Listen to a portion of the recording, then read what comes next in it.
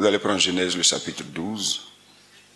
En même temps que vous prenez Genèse chapitre 12, en même temps vous prenez Galates le chapitre 3, le verset 14. Genèse chapitre 12, à partir du verset 1, quelqu'un me lit ça. L'Éternel dit à Abraham, va-t'en de ton pays, de ta patrie et de la maison de ton père dans le pays que je te montrerai. Et je ferai de toi une grande nation, et je te bénirai.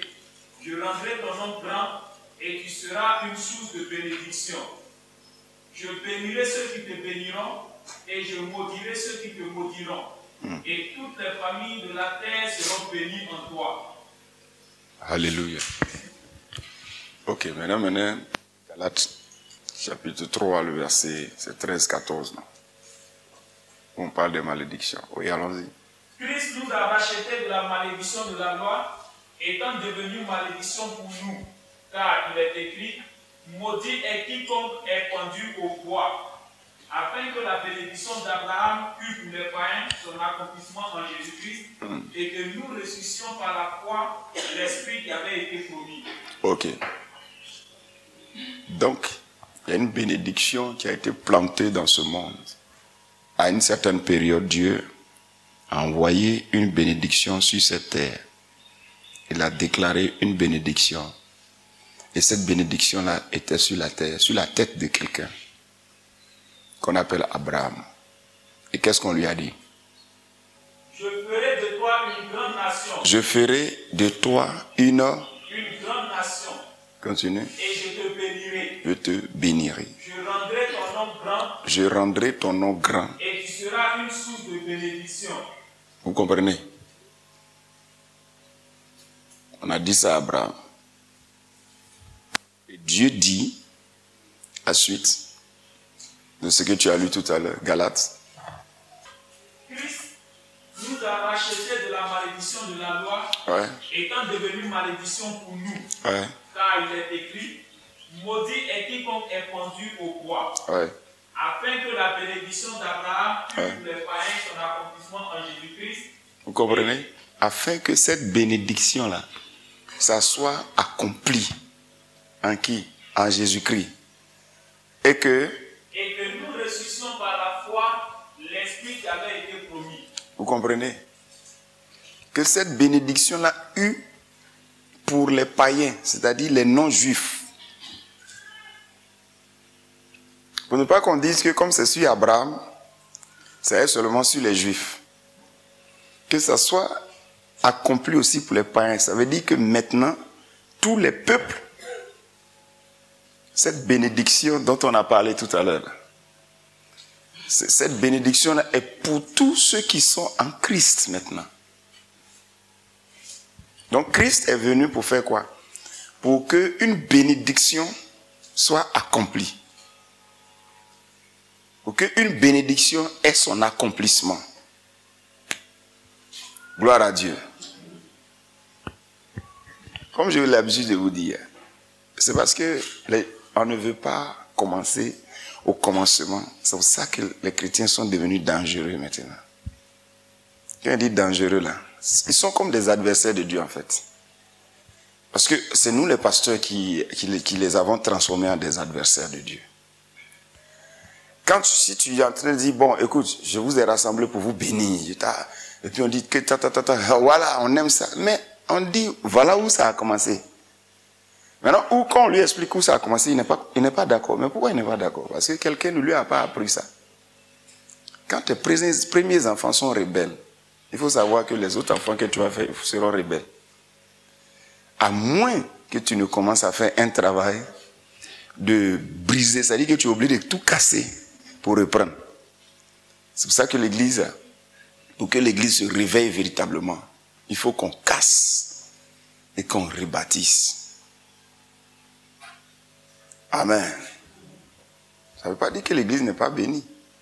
Mais on doit montrer à l'Église d'où sa bénédiction vient. Est-ce que quelqu'un comprend?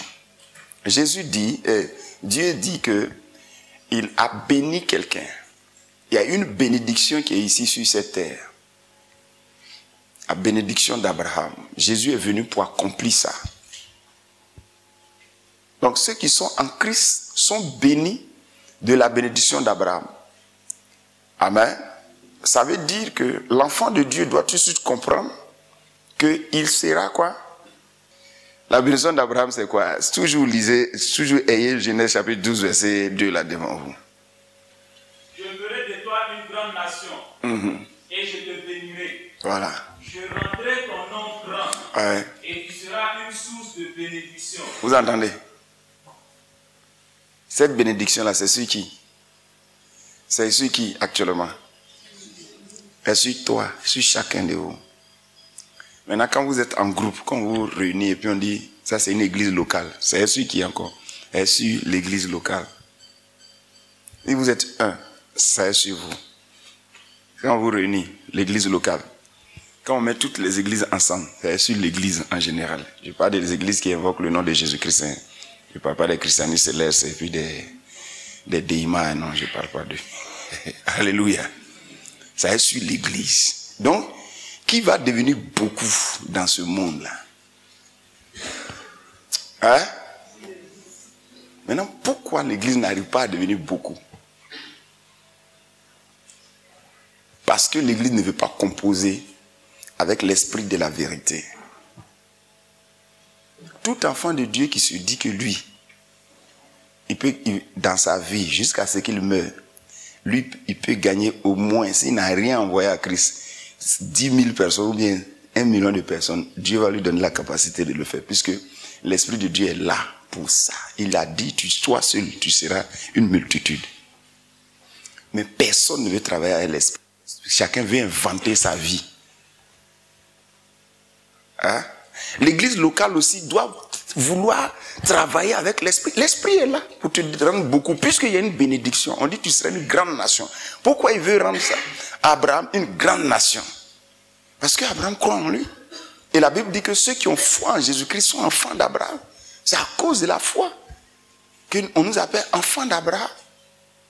Chacun doit être résolu que cette bénédiction, que ça là, ça soit accompli en lui, le Saint-Esprit. On se comprend? Le Saint-Esprit est prêt à accomplir ça. Avec chacun, pourvu que chacun accepte dans sa tête et se voit comme ça. Et cette prière-là, quand tu seras en train de faire, tu n'es pas en train de faire une prière qui n'est pas de la volonté de Dieu. Tu es en train de dire à Dieu d'accomplir lui-même sa parole sur toi, puisqu'il a dit que tu seras une grande nation. Une nation, c'est un peuple. Voilà. Une nation, ça ne veut pas dire un pays. Pays, quand tu dis pays, c'est rattaché à la terre. Quand on parle de nation, on parle de peuple. Maintenant, un peuple qui n'a pas de nation, un peuple ne peut ne pas avoir un pays. Est-ce que vous comprenez? Un peuple peut ne pas avoir un pays. Mais comme Israël. Quand Israël sortait de l'Égypte, Israël était une nation.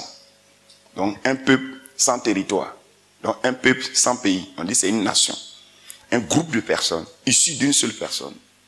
Et ils sont reliés entre eux par quelque chose, toujours. C'est ce qu'on appelle une nation. Quand on parle de la nation ivoirienne, ça veut dire tous ceux qui sont de la Côte d'Ivoire. Qu'est-ce qu'ils partagent ensemble?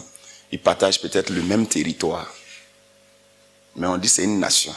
Donc quand on parle de la nation ivoirienne, ça prend en compte ceux qui sont ici. C'est les Ivoiriens qui sont aux États-Unis, les Ivoiriens qui sont au Mali. C'est tout ça qu'on appelle la nation ivoirienne. J'espère que vous comprenez. Voilà. Donc quand on dit pays maintenant, on parle de territoire. On dit ils sont à l'étranger. Mais si tu es ici, on ne dit pas que tu es à l'étranger. Donc quand on dit que tu seras une grande nation, on n'est pas en train de dire que non. Comment on appelle ça? Tu seras un pays. Non. Tu seras un peuple. Et dans ce que toi tu vas générer là, il y aura des Maliens dedans, il y aura des Guinéens dedans, il y aura une seule nation ayant quelque chose en commun, le Saint-Esprit, ayant quelque chose en commun, la foi en Jésus-Christ. Amen. Amen. Amen. Voilà. C'est notre bénédiction qui est là. Relis. Je ferai de toi une grande nation et je te bénirai. Je rendrai ton nom grand et tu seras une source de bénédiction. Ok. Je bénirai ceux qui te béniront. Vous entendez ça? Et je maudirai ceux qui te maudiront. Vous entendez ça? Vous entendez ça? est-ce que il est... Si tu as maudit un chrétien, ça va prendre ou bien ça va pas prendre? Hein? Il y a des gens qui ont du mal à dire, vas-y, ça va prendre ou bien ça va pas prendre? Est-ce que c'est toi qui veux? C'est pas tu penses que ton pasteur a prié? Non, c'est écrit. Dieu dit quand Dieu prend un engagement, il ne faut pas, lui il ne peut jamais oublier. C'est nous on passe devant lui, sinon lui il est là. Hein? Il dit je maudirai ceux qui te maudiront. Donc, c'est-à-dire que si quelqu'un te maudit, c'est là qu'il a des problèmes. Si vous voyez plusieurs personnes qui ont des problèmes, c'est parce qu'ils se sont érigés en adversaires de l'église. La dernière fois on est parti faire un programme là-bas où on nous a lapidé là. Où on a fait un programme à Djoulabougou où ils nous ont lapidé. Mais ils ont fini de nous lapider. Normalement, on a fait le programme, on a prêché tout ça. Maintenant, c'est au moment où on voulait prier pour les gens. D'après eux, si on prie pour les gens, ça va gâter leur fétiche. Donc c'est là ils ont commencé à nous lapider. Bon, quand on est quitté là-bas, le lendemain, qu'est-ce qui s'est passé? Vous voyez, non? Il y a cette bénédiction-là qui est sur nous. S'ils nous avaient bien, s'ils nous avaient pas lapidé, il n'y a pas de problème. Mais quand ils nous ont lapidé, qu'est-ce qui s'est passé? Le lendemain, machine est venue. On dit non, la mosquée qui est à côté là, c'est sur la route, ils vont couper ça. Comment? Pourtant, la mosquée là est là depuis des années. Mais on dit, hein, dans la même semaine là, on dit, ils ont envoyé papier. Donc, ils font délégation seulement. Puis pardon, peut-être qu'on a fait quelque chose. On dit non, que la décision est tombée un coup, mais c'est quitté depuis la présidence. On dit bon, ça là on ne comprend pas. Pourquoi on vous a voté et puis vous faites ça? Non, ce n'est pas une question de voter. Tu peux le voter, mais il y a quelqu'un qui est en haut là-bas. Il dit comme tu as jeté caillou sur son église, on va couper ta mosquée. Est-ce que vous comprenez? Ce n'est pas une question de choses. Je bénirai ceux qui te béniront. Mais est-ce que tu es en train de faire ce qu'on t'a demandé de faire et puis il est parti maudit ce qu'il est? Tu es en train de manger blagali, foutu, tu n'es pas tu es en train de... C'est ta vie.